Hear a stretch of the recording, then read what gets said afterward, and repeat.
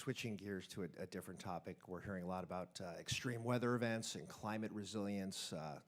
We in California, that is certainly top of mind.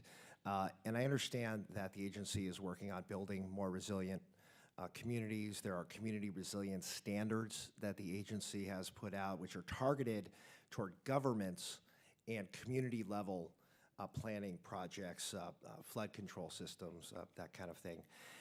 Meanwhile, I'm concerned about individual homeowners who are on their own having to take action to make their properties more resilient. Many communities are putting the onus on households to adapt their own property to withstand climate change and extreme weather. They're having to sort of go it alone right now. So I'm just curious if beyond that community level guidance, is NIST planning any work around developing standards directly applicable to individual homeowners and sort of hardening their property, making their own buildings more resilient, or is that really the realm of other entities or individuals on their own to deal with? Curious if you're looking at that. Well, thank you for that.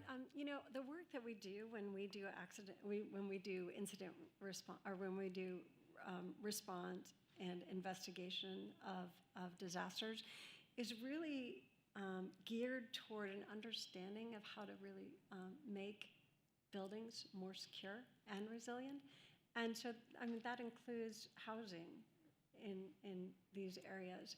And so the way that we disseminate that gets disseminated into building codes and standards to help build more resilient housing for people, help build more resilient businesses.